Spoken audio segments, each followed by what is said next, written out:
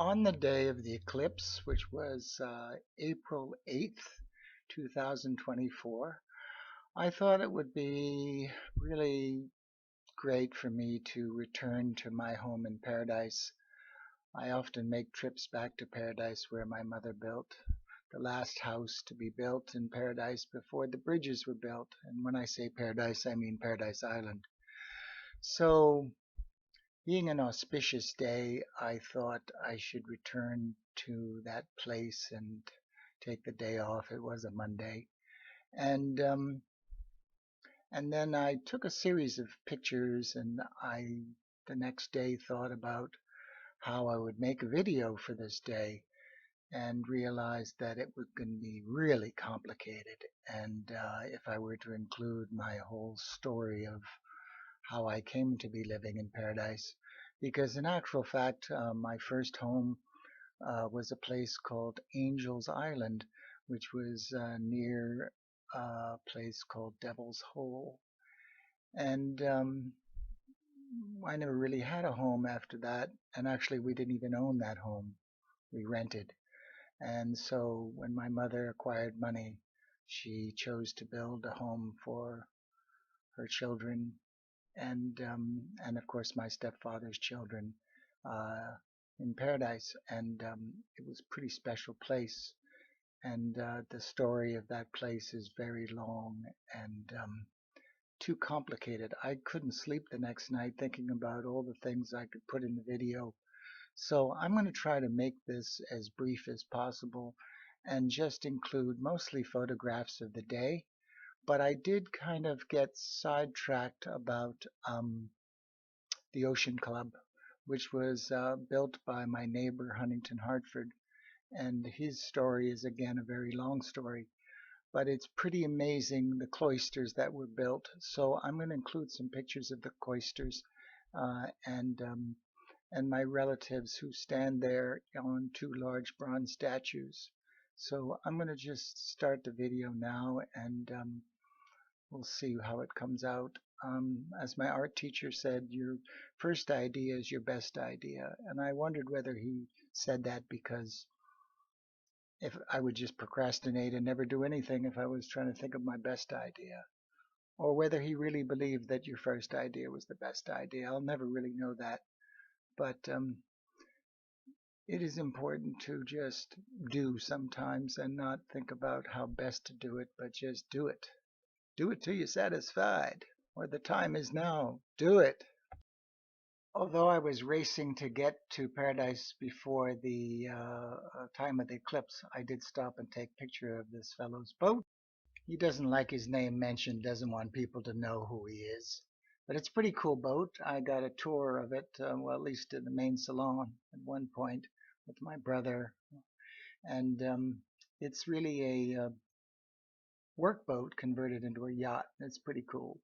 Anyway, I then continued on down Paradise. These are the multi-million-dollar homes that now exist in a place that was once a casuarina forest, and where the little bit off to the left, the stables once stood, the last of the horse stables of Paradise. And so there they are. Tour boats used to come to these beaches and bring tourists there, but now are private homes, so restricted, and buoys were put out to keep people from entering the beach and walking the beaches there. It's now considered private property. This is present day Ocean Club, which was the first development really to happen on Paradise Island. And this is my distant relative, Delano Roosevelt, who stands there on one side of the cloisters.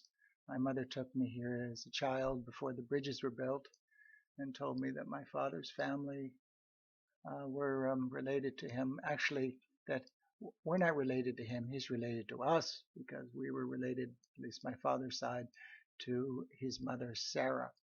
Turns out the next guy in the picture is going to be Dr. Livingston, which I'll talk about more. But they were sort of relatives, distant cousins or something. That's quite interesting. And the writing under the President Roosevelt is quite interesting. Yeah, so my middle name is Delano after him. The rest of my family were named Burbanks because we were related to Luther Burbank, who did a lot with plants and crossbred potatoes to make the Idaho potato. And so everybody else in the family had middle name of Burbank. I'm the only one that got Delano. Anyway, moving on. I just wrote it down to so I could read it, and I realized that I completely misunderstood this. Anyway, this is how it reads. Any nationality, no matter how small, has the inherent right to its nationhood, which basically I didn't realize seems to point at the fact that the Jewish people have a right to their nation because it says nationality. It doesn't, I thought it was all about each nation has a right for its independence and blah, blah, blah. But what I see now is a completely different interpretation because I thought it was every nation, no matter how small, has inherent rights to its nationhood, meaning they have the right to independence. But when you say any nationality, it means that, your tribe basically should have its own nation. And so I never really realized that that's what that actually says. So that's really an interesting interpretation. I thought it was more about, the United States not interfering in other people's nations and all that. And now I realize that it has a completely different meaning. And I'd be curious to know what other um, people might interpret this writing. But that's what I see now that I read it and examine it closely. So, Dr. Livingston, I presume, stepping out of the jungle bloom into the new day sun. Anyway, so what did you find there? Did you stand a while and stare? Did you meet anyone? Anyway, it turns out that he was found deep in Ethiopia, where at the time 75% of the African population were slaves. And he was appalled at the treatment that they were given by their own people. Unfortunately, the world today seems to want to blame white people for slavery when in fact slavery has existed since the beginning of time and Africans did sell their brothers into slavery and they had slavery within Africa and enslaved their own people. And so anyway, yes, so presume was when somebody did get sent into the jungle to find him, and when they did, that was the famous statement. And the quote I made was from the Moody Blues song. So yeah, so this is what he had to say. If success attend me, grant me humility, so not to be arrogant about one's success. And if failure, resignation to thy will. Basically meaning that it is God's will that he is here doing what he's doing, and that if he fails, he needs to resign from the journey that God has sent him on. And that's really kind of a deep, deep, deep statement. Anyway, I'm going to next go on to some of the beautiful things there in the cloisters. Beautiful, beautiful statues. I'm sorry to say I did know some of the young boys who vandalized the statues, unfortunately, but they are beautiful. And the flowers there, I took these pictures a couple of years ago, and it's a beautiful place. And the water lilies are lovely. And I managed to capture these pictures a long time ago, a couple of years back. And I guess we're going to come up to the cloisters, which I'm going to have to tell you a story. So the cloisters was a statue built, or I shouldn't say a statue, but a building built long ago, and nobody could figure out how to put it back together, actually. It was stored in warehouses somewhere in the U.S. by one of the very wealthy families, and Huntington Hartford learned about it and chose it to be put in the cloisters, and it was quite an achievement to get it put together here, but it's a beautiful place, and you might even call it sacred. Okay, this is Cabbage Beach, where we once hung out long ago. I got swamped on the beach. It's quite a story long ago when there was great surf there. And my little dory and fellow, only one of all my friends came to help me. The rest all abandoned me with a broken leg. I had a cast on in the boat. And we had backed into the beach to pick up some girls, and the engine stuck in the sand, and the wave went out. And all my friends ran, and then nobody came to help me except one guy, and big guy, and he helped push the boat off, and I managed to run the engine to push the water out of the boat. The gas tank was floating. It was quite a thing. Cabbage Beach was a real hangout long ago, right there by the Rio. And there's Atlantis on the other side. So that's how it sits today. Yeah, so when I arrived, there were breakers. It was low tide, and the waves were breaking on the shallows. And I was not sure what was going to happen later in the day, if the waves were going to increase. So unfortunately, I anchored the boat a little far from the beach and put out a stern anchor, which later dragged, unfortunately. But anyway, I had to swim my things ashore. I had a folding seat that had a nice dry space in it. I could put my cell phone and my camera and a shirt to change into. And then I had, let's see, a cooler with some drinks. And I also had a bag of frangipani flowers I brought for the yoga retreat to let them have for satsang and to put on the Buddha there. So I put all the things in the water, and my plan was to swim them ashore, but I sort of put the things to float and then threw the bag of flowers, which was puffed up with air, and got ready to get in the water, and I didn't realize that the bag would catch the wind and blow fast. So when I got into the water and started pushing the cooler in the seat, the flowers had already drifted with the wind, and so I started to push everything and swim for it, but it was blowing too fast, so I had to abandon the cooler and the seat and swim fast to catch the bag of flowers, and then caught it quite a ways away and got it in my teeth and swam back, and my cooler had started to fill with water, but fortunately the seat did not. I managed to swim into shore and walk onto the beach without getting knocked down by a wave. And so it was a success, but quite a challenge. So the pink thing is the seat that opens up and can put dry things. And there's my bag with the camera and glasses and the cooler, and then the flowers that I've rested something upon, and my drinking glass. So there's the things for the story. So I took a picture to the east, and I do have the date to give you on that one, but the next picture I don't really have a date. That's way back in the early days before even the Holiday Inn was built. That's looking in the other direction. These were pictures in my files right here from long ago. So that's how it once looked. I tried to get a picture of the eclipse, but it really didn't show up. So I found a way into the bush to find what was left of my mother's house. And there's a great picture of my mom right here at the shower that I have in my files. And that's all that's left of the house. The rest of it was wiped out for tax reasons.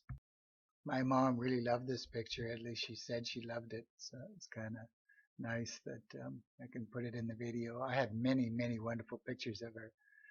Great smile, and she's in her Poochie bathing suit. And this was the place that we were supposed to shower before coming up to the house. And the bell that hangs by my front door was originally hanging there at the main house that would be rung to call the children up from the beach. And anyway, everything has been wiped off the face of the earth except the tennis house and the dock house. And I meant to make a whole video including all the pictures of the house, but I decided in this video to just move on to the yoga retreat and the day that I spent there, and not get all sidetracked on trying to create a video all about the house. And I'm going to do that in another video. So as a photographer, I often don't have my own picture, but I set up the camera and took a self-portrait there. I wore the cross. The joke is that I'm Christopher from Paradise, and I don't walk on water, I walk under the water, and my last name is Hartley, which sounds like love, and I often make jokes about that. And it's true that my name is Christopher, and I come from a place called Paradise, and Yeah, it's kind of funny. And what was really weird is when I had my Catholic priest there teaching me in the beach house, it was quite bizarre that I had a Catholic priest tutoring me to get my SATs done. And he answered any questions I had about religion. He knew of all the religions. He was a theologian, and his name was Christopher Crawley. Anyway, there's a picture of me to add to the story. Guess I should add that I'm now, let's see, 68 years old. Look, this is looking out from the steps. And I've decided to make this video and not make any correction, just wing it. That's another self-portrait. Well, at first I was hesitant to interact with anyone, but when I saw these two ladies come with children, I decided when they paused in front of me to go and bring them flowers, which is what I like to do when I bring the frangipani flowers to the yoga retreat, as I hand them out to people, male or female or children, as a gift. It's kind of a wonderful thing to come with. And we chatted, and they turned out they were staying at the yoga retreat, and they were moving into the nicer places that are more expensive on the beach. And we chit-chatted about this and that. It was a nice interaction, and the children loved the flowers, and it was all very good. I thought it'd be nice to show the waves and action on the beach, have a little video. Unfortunately, on a windy day, you get a lot of sound that messes up the microphone, so I removed the sound. But it's lovely to see. That looks like a tide rip there where it, this was Joanne or Joanna. I told her I could remember her name because of my neighbor had the same name. This is coming up to the top of the stairs, approaching the old yoga building, and that's looking back. And I met a number of people. Yeah, so she was very lovely. I got one of my flowers. And I think there was a Haitian talking to her there. He didn't want his picture taken. I got pictures of, I asked everyone permission before I took their picture and if I could use their image and blah, blah, blah. So that was nice. These are only the people who authorized me to use their picture. So there's the garden, walking down the path. It's very lush and beautiful. And this is an orchid that I found along the way. This lady and her daughter were from, I think, Bulgaria. And the little girl, I thought, didn't speak English, but turned out she was very shy, and that's why she didn't speak or say much.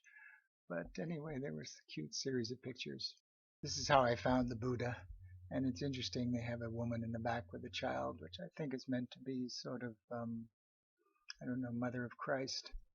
Anyway, that's how I found it. There were no flowers, and somebody had left the beads there, and there were some rocks which I used to balance a little glass Christmas ball that was floating in the water. You'll see next how I rearrange things. Yeah, so that's the Christmas ball in place. I used the little gravel rocks that were in there to balance it so it wouldn't roll off, and I added another flower.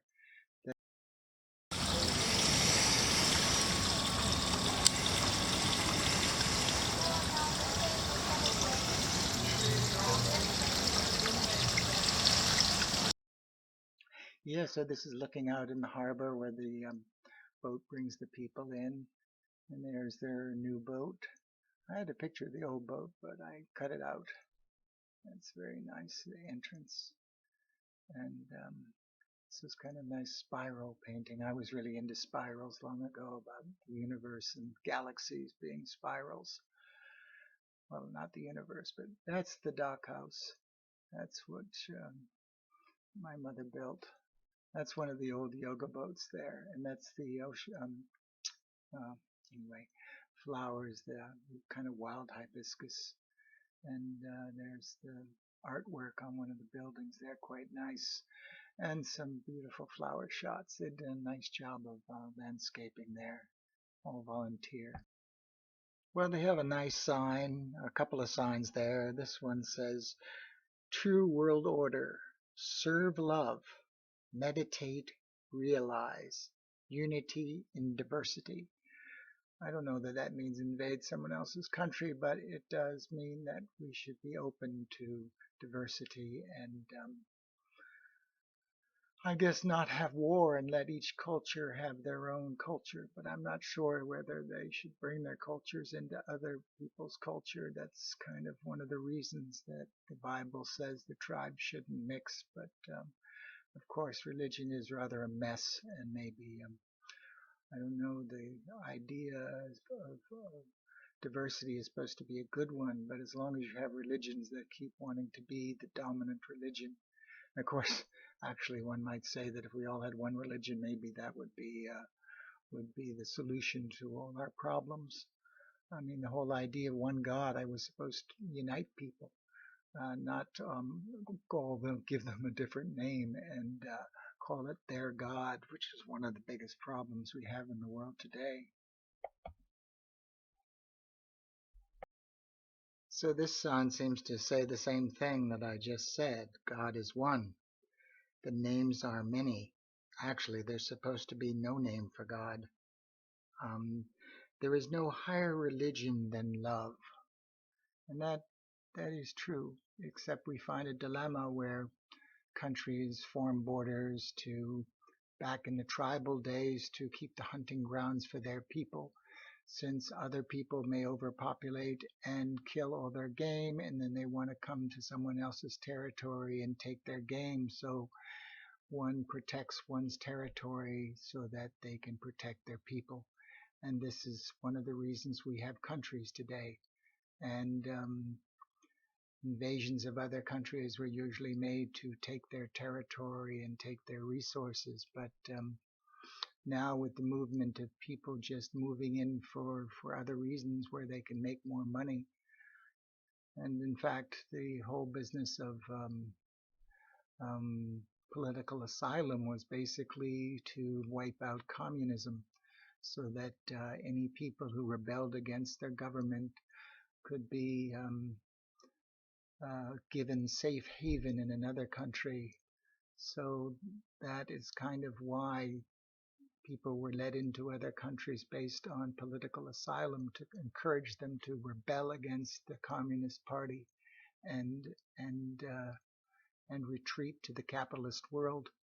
But it wasn't really meant for everybody to just migrate to where the money is, because that is a very difficult problem due to population. Anyway, I don't want to get too philosophical about the immigration issue. Obviously, some countries need cheap labor, and then there's what they call brain drain, where actually developed countries take the best brains from the poor countries and accept them in. And you also accept cheap labor in, but it has to be controlled. It can't be just a mass movement that can disrupt a working system. We do live in a system which is rather a necessity. And of course, oil and machines are our new slaves that do our hard labor. So the world has changed a lot.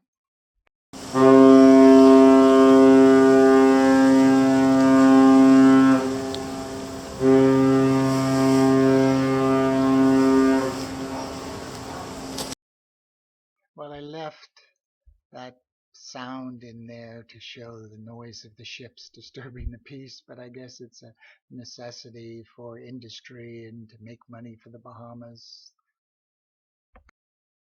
Well, my journey was finished. I was taking the rest of the flowers to reception, and this was Andrea. Well, I can remember her name because I knew an Andrea Butterbrot when I was in Switzerland in school, who became a girlfriend. And so there she is, and this girl, I took a picture of her because of her purple hair, and got her to turn her head so we could get a better view.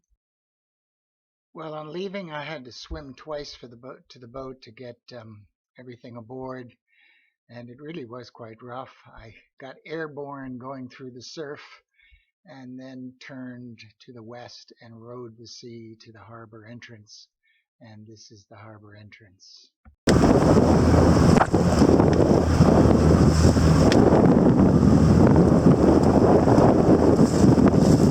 Well, the video is getting long, and I realized that I might have to cut it short because I did a whole tour of the harbor. This is where was quarried the stone to build either the building. I'm not sure about the lighthouse, but there's some interesting history along here. And there's the other side, the yoga retreat, and that.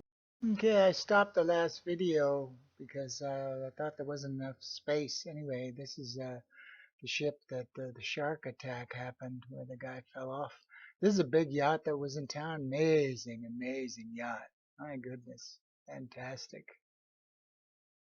And tour boats, dolphin encounter. Yeah, this is a pretty cool boat. Nice sailboat. Nice boats in town. That's the old Lady Pearl, I believe. I was heading back towards the dock house. Here's the dock house again. At the Porcupine Club, my mother was the last member. She just became a member just to have it in the record. This was kind of cool. The boat matched the buildings. There's another badass boat. This was kind of cool. I went in the marina. There's so much for wake in the harbor. And more shots of the yachts in Hurricane Hole. That's Zemi, the boat that belongs to George Myers.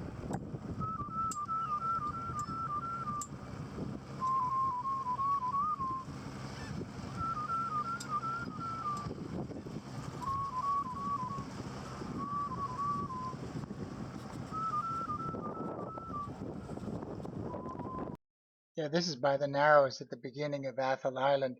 There used to be a shed here that the police used to regulate the water supply, and they had Haitians prisoner on the island because there wasn't enough space in the prisons for them.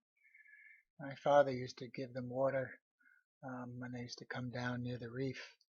Anyway, there was also a crane on the island at one point, which has now been taken away, which is nice. This is new construction. It looks like the government has given permission to someone to either own or lease something, some strip of land that was once government land to do some kind of tourist operation. I think a swim with pigs or something on the other side. Anyway, they put a dock here. I don't know how long it's going to last in a storm, but there it is. It's pretty cool. I looked above the sun and it seems to be some sort of cross of Jerusalem right there, a square cross. Pretty cool. Then home sweet home, and that was it.